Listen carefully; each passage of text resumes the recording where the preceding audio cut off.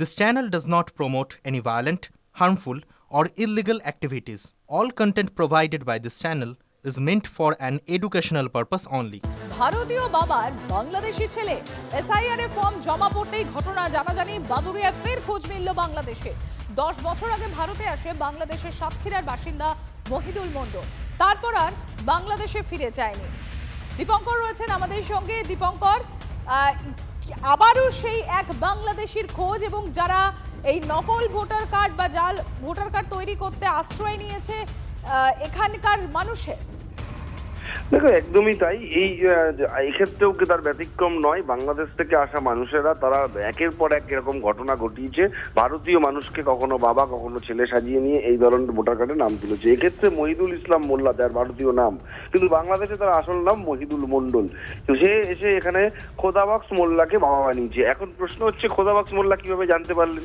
SIR এর form fill up করতে গিয়ে যখন তার বাবার নাম খোদাবক্স মোল্লা লেখা হয়, তখনই তার ছেলে দেখতে পান এবং এই বিষয়টা দেখা জানাজানি হয়ে যায়। তারপরেই বিষয়টি নজরে আসে। কিন্তু এটা যদি নজরে না আসতো তাহলে এইভাবেই কিন্তু ফর্ম ফিল আপ হওয়ার পর জমা পড়ে যেত। এখন বিষয়টি কিভাবে দেখবেন সেটা বিএলও বিডিওর সঙ্গে কথা বলে, উচ্চপদস্থ অফিসারদের সঙ্গে কথা বলে বিষয়টি জানাবেন।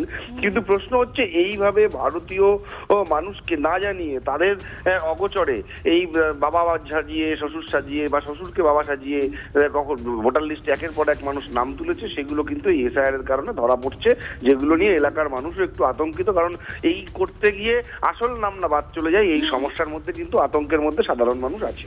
একেবারেই ধন্যবাদ। মহিদুল মণ্ডল বাংলাদেশি পাসপোর্টে এসেছিল, এসে এখানে আমার বাবা মার নামে বাবা মার পেপারস তুলে ও হচ্ছে ভোটার হয়েছে। আমরা চাচ্ছি যে আমার বাবা মার নাম কেটে দিয়ে বাংলাদেশে চলে যাক। ওখানে ছিল মহিদুল মণ্ডল, এখানে এসে মহিদুল মোল্লা হয়েছে। এই যে মহিদুল ইসলাম মোল্লা এখন এখানকার নাম, আগে অন্য নাম ছিল বাংলাদেশে। বাংলাদেশ থেকে পাসপোর্টে এখানে এসেছিল। আসার পরে এখানে থাকতো আশেপাশে। থাকার পরে আমার দাদু খোদাবক্স মোল্লা তার নাম ব্যবহার করে সমস্ত ডকুমেন্টস তৈরি করেছে। এখন এসআইআর ফর্ম ফিল আপ করেছে। আর আমরা জানতে পেরে এসপি অফিসে বা বিডিও অফিসে সব জায়গায় কমপ্লেন করেছি। সেই ব্যক্তি যদি তার লিঙ্ক থাকে, সে কোথা থেকে লিঙ্ক আসলো কি না আসলো সেটা বড় কথা না।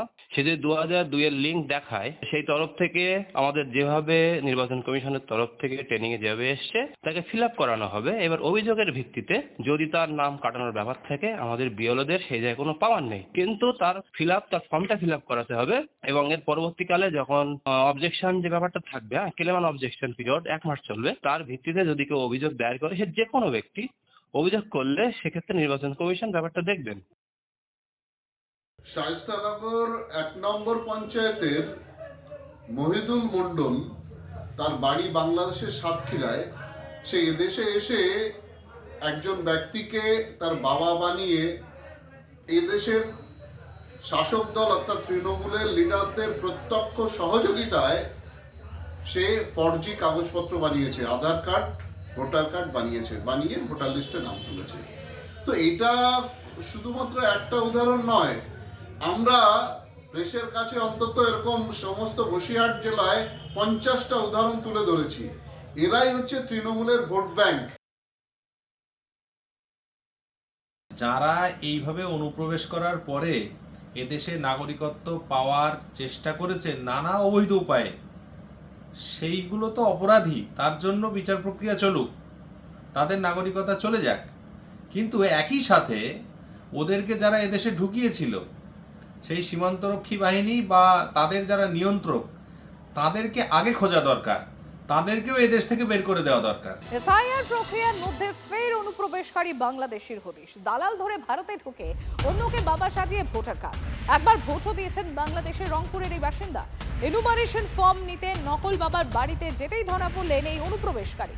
ঘটনা সামনে আসতেই ধূপগুড়ির মাগুর বাড়িতে শোরগোল। কোথায় বাড়ি হলো জন্মস্থান কোনটা? জন্মস্থান বাংলাদেশ। বাংলাদেশ। এখানে কি করে আসলেন? এখানে আমি 2010 সালে আসছি। কি কারণে আসছেন এখানে? এখানে আসি ওই সময় মানে আর কি ভালো, মানে আমাদের ইন্ডিয়া দেখার জন্য আসছিলাম, কারণ আমাদের হিন্দু এইখানে বেশি। হুম। এইখানে মানে বাংলাদেশ থেকে আমরা বলি যে আমাদের ইন্ডিয়া আমাদের হিন্দু রাজ্য, হুম। এই জন্য আমরা এইখানে বৈধভাবে আসছেন না অবৈধভাবে? অবৈধভাবে আসছি। তখন থেকে এখানেই আছেন? তখন থেকে এইখানে। কত নম্বর ছেলে, বড় না ছোট? কোথায় থাকে উনি? রাজারহাটে থাকে। জন্মস্থান কি এখানে?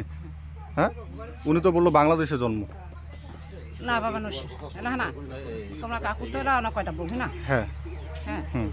এলা ওইলে বউ এলা আসছিল হয় আজ। মানে আপনার ছেলে না, অন্য অন্য স্ত্রীর? বাংলাদেশে কি জন্ম নাকি? ছেলে এলা কুটে কুটে বাস করে না? জন্ম তো বাংলাদেশে বললো উনি। আইনগত যেটা ব্যাপার আছে সেটাই না আমরা মানে সেটাই না আমাদেরকে মানতে হবে। আচ্ছা, উনি কি এখানকার স্থানীয় বাসিন্দা? কে যে আসছিল? না, ওই এখানকার স্থানীয় বাসিন্দা না। কোনোদিন দেখেছেন? দেখিনি কোনোদিন। আপনারা কি কোনো বছর ভোট দিতে দেখেছেন? না, দেখিনি। দেখেননি। এই এসআইআর এর ফর্ম আসার পরে আমরা জানতে পারলাম যে উনি নাকি কোনো কারণে উনি বাংলাদেশ থেকে এসেছেন এবং কোনো কারণে কোনো এক ব্যক্তি তাকে ভোটার কার্ড বানিয়ে দিয়েছে। তাই বাসিন্দা একজন আছেন চিনিরাম রায়, ঠিক আছে, এবং তার স্ত্রী তাকে মা বাবা বানিয়ে তারা ভোটার কার্ড বানিয়ে দিয়েছে, কিন্তু এরা অথচ জানে না যে ওরা ওই ব্যক্তির মা বাবা। আমরা দাবি করছি এসআইআর সঠিকভাবে হোক, এসআইআর নিয়ম মাফিক হোক। যারা অনুপ্রবেশকারী আছে তাদেরকে চিহ্নিত করা হোক, কারণ আজকে আমার ভাগে যেটা পাবো আমি কেন সেটা তাতে আজকে বাংলাদেশিদের সঙ্গে শেয়ার করতে যাব? আবারও এসে গেল টিভি9 বাংলা ঘরের বায়োস্কোপ অ্যাওয়ার্ড। সেরা বাছাইয়ে শামিল আপনিও। বাংলা সিরিয়ালে আপনার পছন্দের সেরা জুটি কারা? ইন্দ্রজিৎ তৃণা, পরশুরাম আজকের নায়ক, সৌম্যদীপ অঙ্কিতা, জগদ্ধাত্রী, আরিয়ান রিখিয়া, ভিডিও বৌমা, রিয়াজ অয়ন্নাথ বৌচুরি। tv9bangla.com/ঘরের বায়োস্কোপ সাইটে গিয়ে ভোট দিন আপনার পছন্দের সেরা জুটিকে। টিভি9 বাংলা ঘরের বায়োস্কোপ অ্যাওয়ার্ডস আসছে টিভি9 বাংলায়।